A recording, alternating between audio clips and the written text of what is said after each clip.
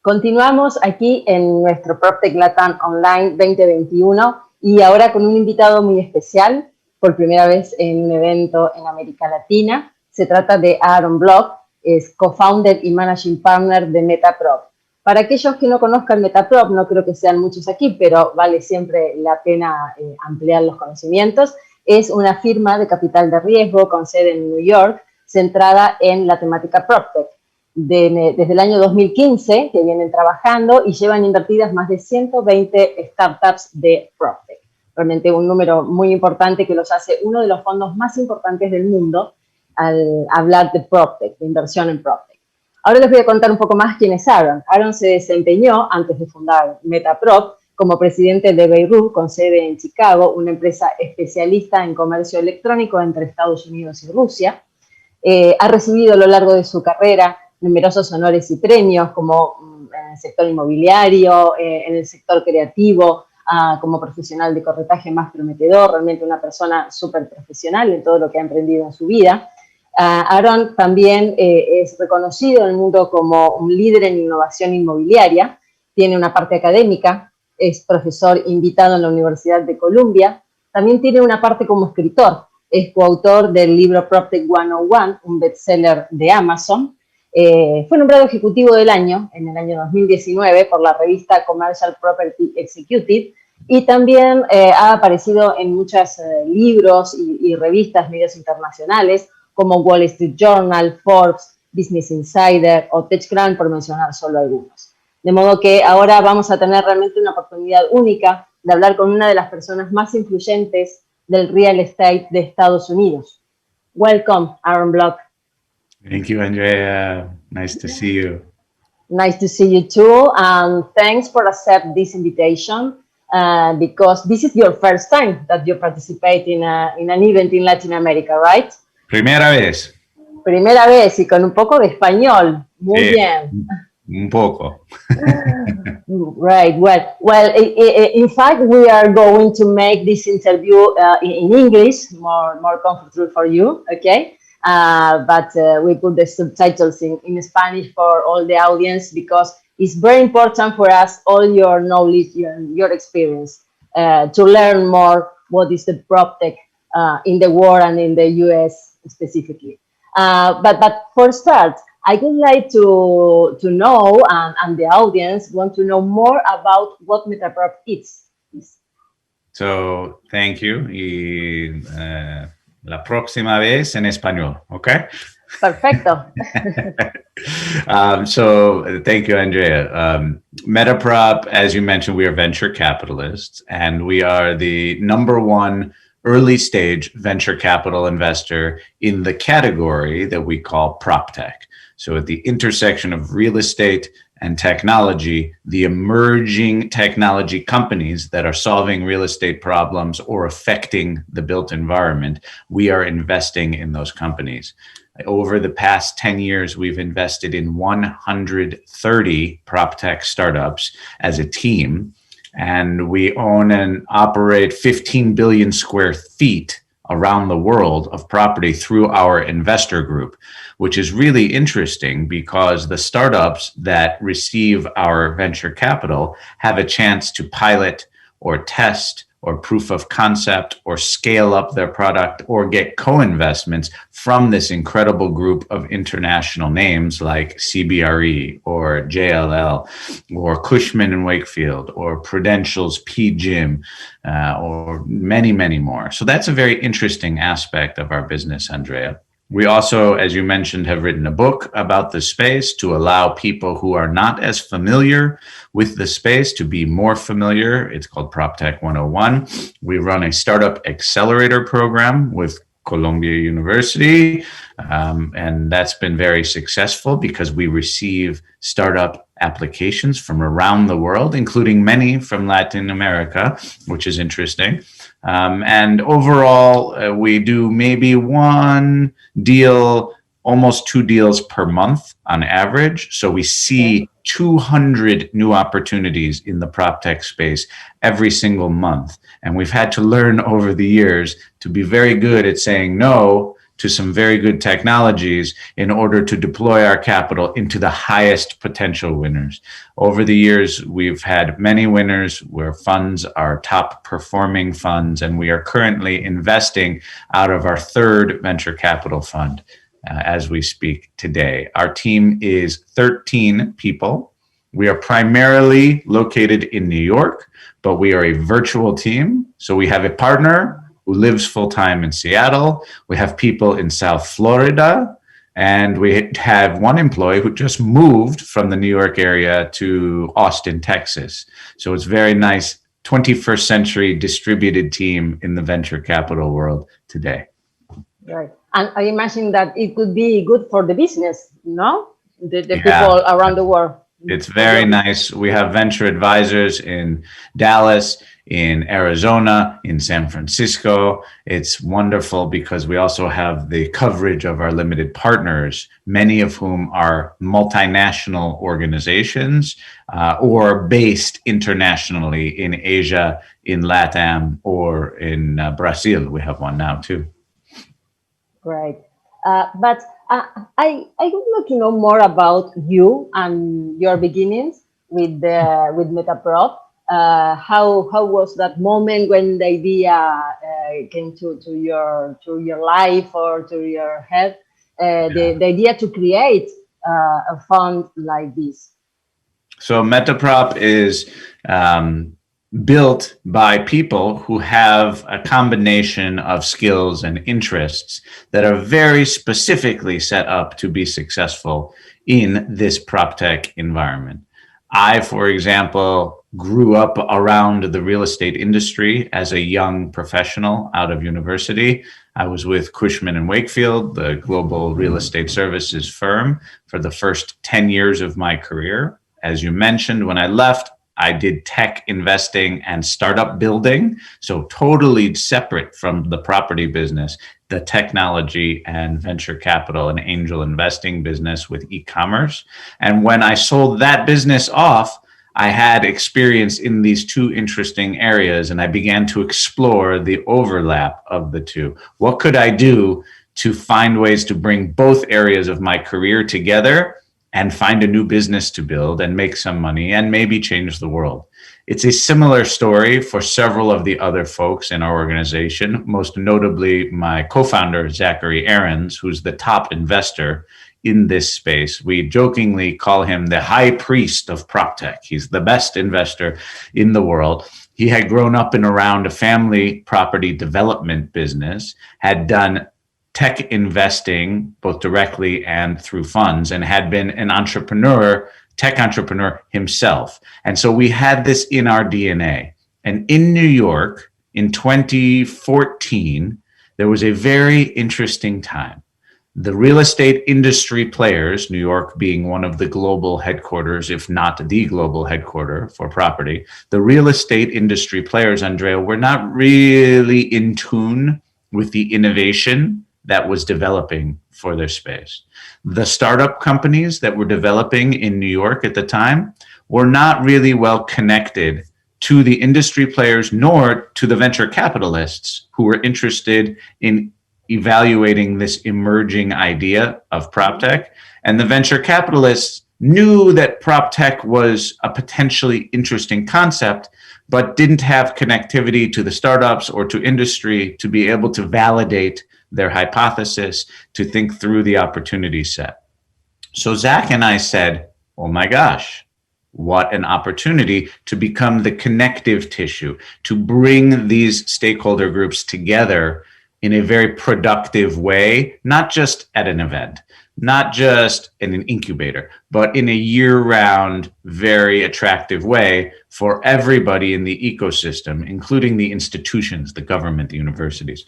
So the first idea we had was to create a startup accelerator program that had corporate partners, enthusiasts acting as startup mentors, startup companies, of course, capital being invested in, venture capitalists coming in as guest speakers, and the government of New York to support it. And we thought that would be a good first step. So that was the idea behind MetaProp. And boy, Andrea, we were absolutely correct. It was wildly successful from the day we started. Zillow, big publicly traded real estate company, came in as a first partner. The Real Estate Board of New York, one of the most storied advocacy organizations, very powerful in New York, came in as an early partner. And this started to run very nicely. We put together our first class of investments, and we decided to form a fund to invest in those companies and all of the other companies that we were getting access to and that were coming to us for funding. And that was really that first year through the end of 2015, the beginning of MetaProp, the venture capital firm. And from there, we have built several funds and have grown our funds and have made dozens and dozens and dozens of investments in this space. Well, it's 6 years of story. No, not more than that. It's an amazing growth, really. It's very nice of you to say. We like to say it's a 6-year overnight success. Right. But it's an amazing. Congratulations. Really, it's that's happened when you have a great idea, the exactly moment to develop that idea, and the right people to do that. Okay, so great. In this growth, what happened? You have your own event. Okay, the MetaProp event during. When do you begin with the event? In what Maybe year? 2016, I believe. Yeah. Okay, 5 years ago. What was the story before and after your association with MIPIM? To clarify to the audience, MIPIM is from RIDMIDEM, is the event from RIDMIDEM, and RIDMIDEM is one or maybe the largest organizer of events in the world. So it's a big player really in the events world. So how was for you that moment when MIPIM came to you and was interested in your event? How was the story before and after that moment? Yeah, so I've known MIPIM and the RIDMIDEM parent company brand for many, many years. I was a partner in Cushman & Wakefield in Europe. And MIPIM is the largest event for European real estate in Cannes, in France, every year. And, 25,000 people come every year to the south of France and spend time on yachts and have dinners and go up from all over the world. From all over the world, but primarily Europe, Middle East, and Africa. So it was something that was very important, and it became a big part of my life for many years. I would go with my wife and we would bring our little dog and we would travel up and down the coast before and after. It was a wonderful experience. And we met many great people in the leadership of RIDMIDEM and also deal making, right? It was it's really one of the world's great property events. And sorry, Aaron, that I worked for MIPIM from since 12 years as representative in Latin America. Many Latin American companies and professionals went to MIPIM, and it's an amazing experience, really. It's so sad that we can have that kind of event right now, no, for the COVID-19. But we hope that it's returned sometime. It's an amazing experience. Sure, it will come back. Really. It's a very special event. Yeah. So you understand better than most people. It had a very special place in my heart. And when we started the firm, we realized that just being a venture capital firm was not enough to bring the industry forward. It became partially our responsibility, which is part of the reason why we wrote a book, for example, to help the industry understand the opportunity set that technology was bringing together. And so in addition to investing capital, which is our primary business, and in in addition to having the Columbia University Accelerator Program, we needed to do more to bring in the stakeholders to the ecosystem and create a sense of place in New York in particular. At the same time, RIDMIDEM and MIPIM were looking to expand their conference and events business to the United States, and also looking to participate in the prop tech world. So we had conversations over several months, and we said, why don't we co-found a prop tech specific event together as partners in the United States, in New York, and make it the global prop tech event. And so really together, MIPIM and MetaProp came together to create what is now known as Propel by MIPIM, that now is not just New York, but certainly New York, Paris, Hong Kong events. So it's a global brand, which we're very proud of. And we got involved in the global startup competition. So it's been great for our investment business because we get to see startups, hundreds of applications from everywhere around the world, and get to meet all the industry partners that MIPIM has. And for them to have a solid launching pad for their North American business, I think was incredibly valuable, and a brand that they can use forever in the emerging prop tech space. Really worked out well, both for MIPIM, both for MetaProp, but also for the overall property and tech communities to really have this partnership be successful. So it's been really wonderful.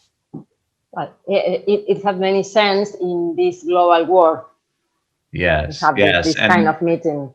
I must say that over the years also, together we have developed New York City Real Estate Tech Week and Prop Tech Week into really the established powerhouse where people come from everywhere to New York City, 5,000 plus prop tech enthusiasts and interested parties for dozen or more events throughout a 1 week period every fall, except for this last fall. It was all digital, of course, because of COVID-19, but it has really become New York as the destination for global prop tech, which is also wonderful for us, especially for a city we care so much about that has been so important in the history of prop tech's development. We love the idea of giving back and making New York for long term one of the global headquarters of prop tech. Right. We miss New York too. It's always lovely to go there for the events, or even always. Let's talk a bit about investment, please. Aaron, what investment amount do you operate with the fund?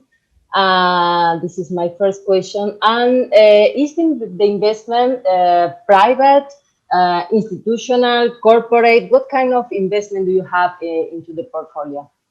So we invest up to $3 million US in a startup in the very early stages of its development out of our fund. And those are private investments, Andrea. We invest in startup companies, almost exclusively Delaware C corporations, so US domiciled companies almost exclusively.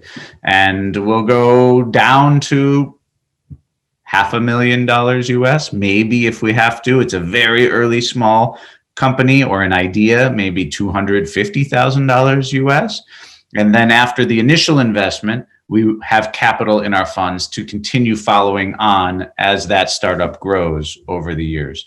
So that is the structure of the fund. And each fund that we invest out of will do 32 to 45 individual company investments, and several of them will receive follow-on investments as they continue to grow over the years. Our latest fund, Fund 3, is $100 million in total.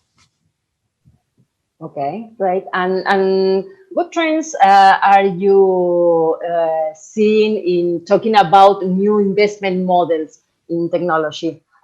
In US, if you know, in the rest of the world or in Latin America, what kind of new investment models are you seeing?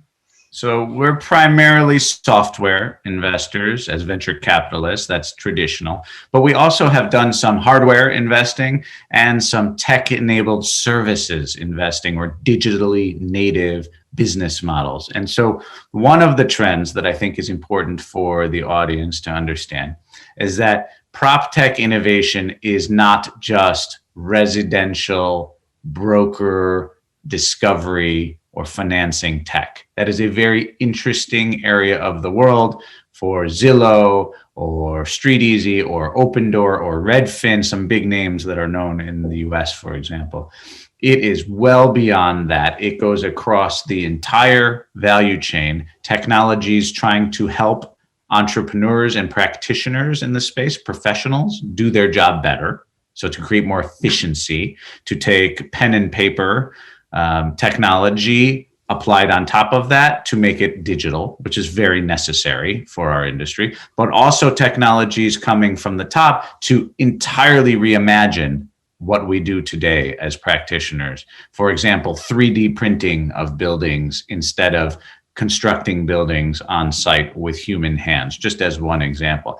So there is innovation across the value chain, across digital types, and across different asset types, meaning offices, multifamily, single family, retail, hospitality and hotels, etc. So that's the most important point, is there is so much new innovation coming in that everybody's traditional prop tech business is under attack. The model is being affected by these new entrepreneurs. We don't know, and nobody knows, what the future will hold, which ones will be the best. Our job as investors is to find the models, as you brought up, that are most likely to create incredible value for the ecosystem and then return the capital that comes from being a top player back to our fund and to our investors. So some examples are 3D printing and modular construction and offsite construction of property. Instead of the traditional shipping the building materials, assembling the human capital and manpower and building a structure on site, there will be a combination, of course, of pre-printed or fabricated in a factory parts shipped maybe on a train or in a truck to the job site and assembled more effectively, efficiently, cost effectively for sure, and safely.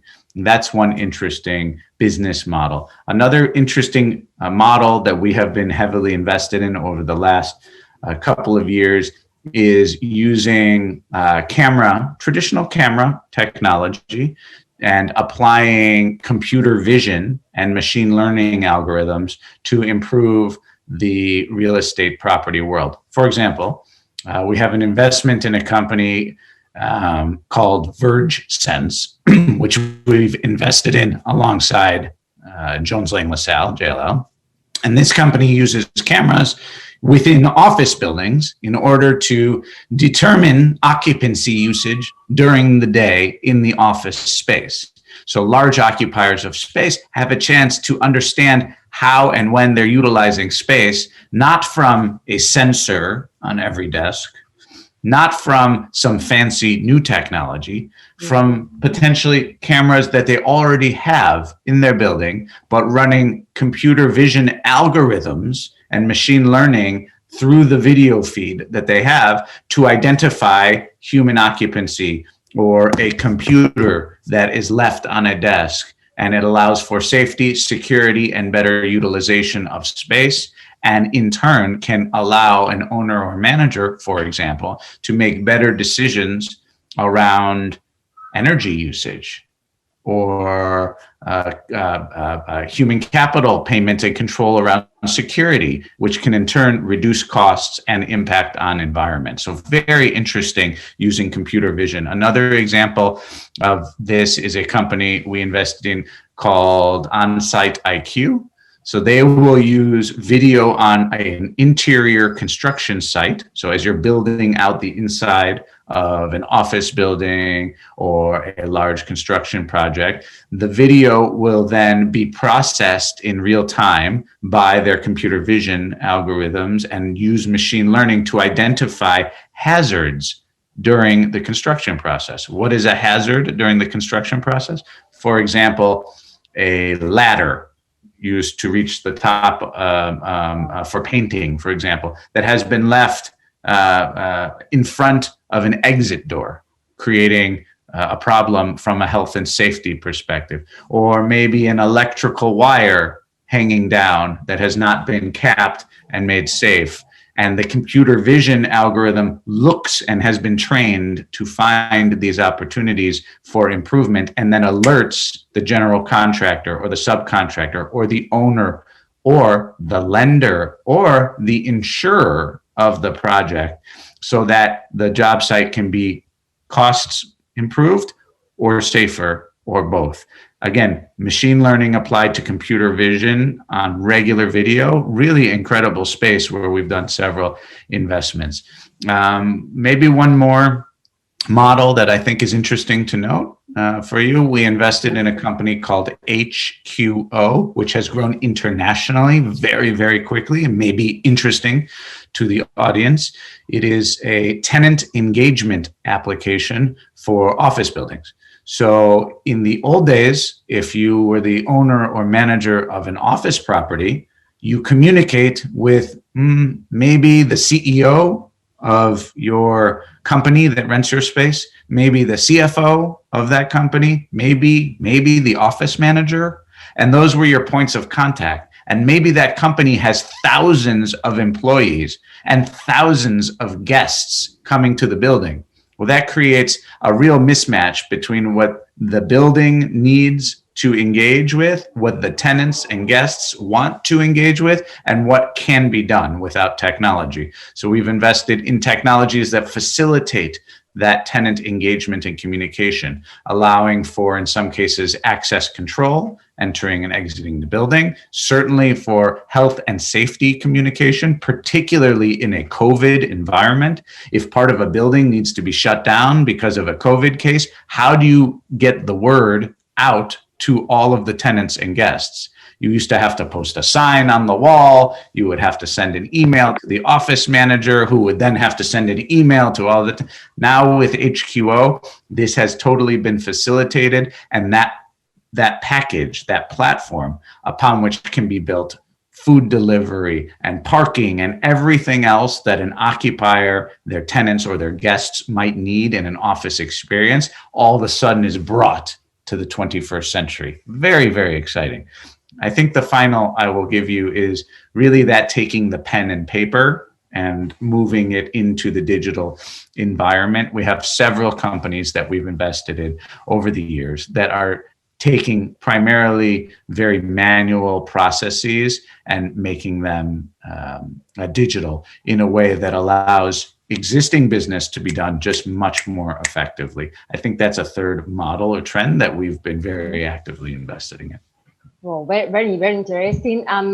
Sometimes we can see that there's not only one technology, are many technologies working together to the final result. Yeah. It's very interesting. Well, let's talk a bit about startups. You know the startups very well, if that's your work.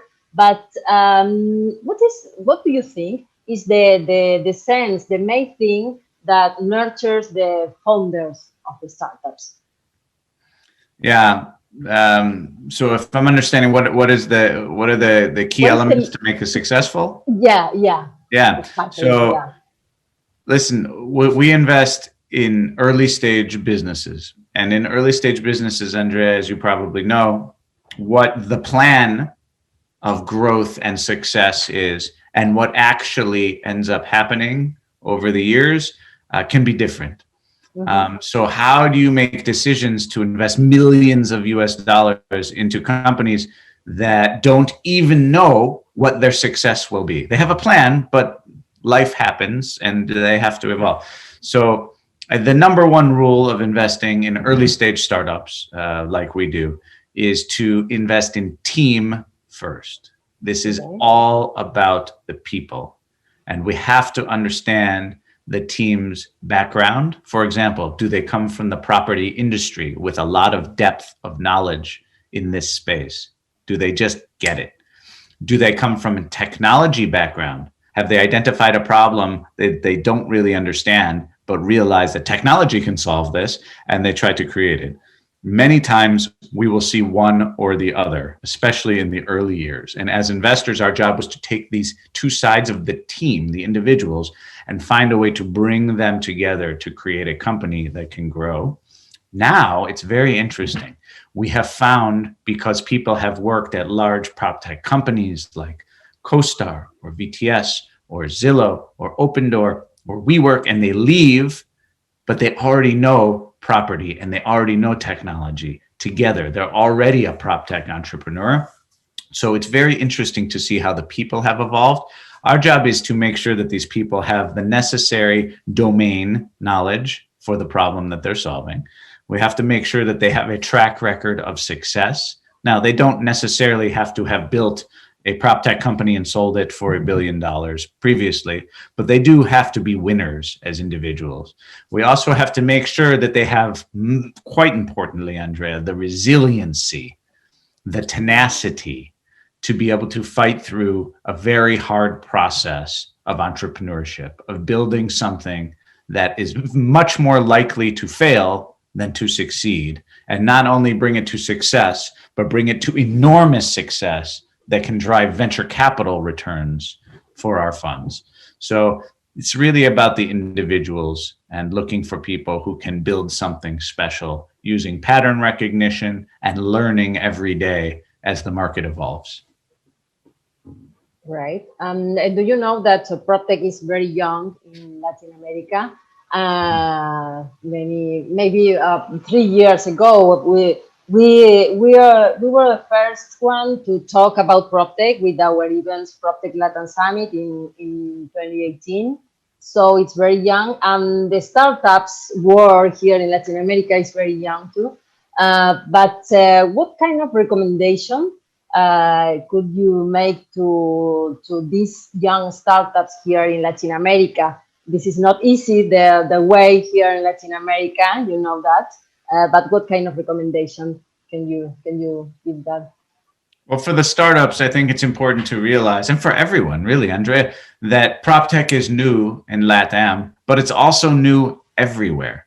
So you have to not feel so difficult. It will continue to evolve. And the good news is that there is more interest every day in this space from around the world. Institutional capital coming into the space, private equity, IPOs, SPAC mergers, acquisitions from large industry players. So if you're a startup and you want to start a business, it's a very good time to be coming into prop tech. I would say 5 years ago, it would be very difficult to build a successful business that returns capital to your investors and to yourself. Now there's a really, really good chance. Also, I would say that the world has become distributed in a way that wasn't previously. Some venture capitalists used to say, I have to be able to see the entrepreneur, I have to fly to them or drive to them and meet them and touch them and feel them. I think the world has evolved beyond this. So if I'm a startup founder, the world of potential capital has really expanded over the last few months as we have gotten used to a remote work environment and doing business virtually over Zoom. And I think much of that will sustain. So these are all very positive trends for Latin American startups. You know, it's still very difficult for many international funds to invest in Latin American markets. Not because there's not a good opportunity, but because of currency risk, political risk, and legal eccentricities that make it difficult. So if I'm a startup and I want to access venture capital from the US, which is probably the safest bet, it makes sense to incorporate generally in the United States, to create a C Corp, a Delaware, usually C Corp, as a legal entity, which will facilitate better investment. Now, how that works with currency, how that works with team headquarters, there's lots of questions. But if I'm a startup, I would say very good time to start, and definitely consider domiciling the company in Delaware in order to get more access to international capital. Right. Well, good recommendation. You have a global overview for your work, but how do you see the real estate market in or industry in Latin America? How do you see maybe the future for the next year in Latin America? I think as I've learned, and I'm learning more every day, that each market may be different in Latin America. Some of them very interesting from a technology perspective. For example, lately I've been talking to folks about Chile, about Peru, about Mexico, Brazil regularly, and I know historically, not recently, but Argentina and some of the other markets. Mm-hmm. So I've noticed that each market may be different in its development and embracing of technology and creation of innovation. Also may be different in its economic cycle and maybe different in its concentration of real estate and real estate businesses and real estate centric corporations. So it's hard for me to give a blanket in LATAM what will happen. I will say that I have seen a move, including some of our companies, to do more software development in Latin America, which is very good. The more engineers, software engineers, and great software engineers that are coming out of the universities across Latin America will create new opportunities for innovation and entrepreneurship and therefore investment. I think that's one important topic to really reinforce is to really support the top universities who are graduating great technologists, because I think that can be the seed that you plant in future years to be able to harvest the fruit, if you will. I also think that industry, and particularly the families, because it seems to me that the real estate families in Latin America have a lot of control and a lot of exposure. I think it's important to encourage the real estate families to pilot or to test what is available in their home markets and abroad to try and bring some of the best ideas.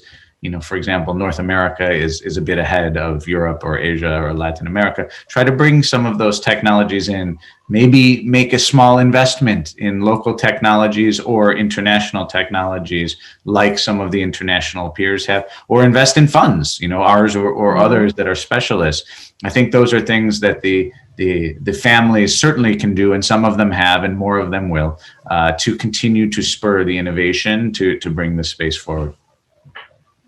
There are many few corporate ventures here, you know, companies that are investing in themselves in technology or startups, but it's a there are very many few.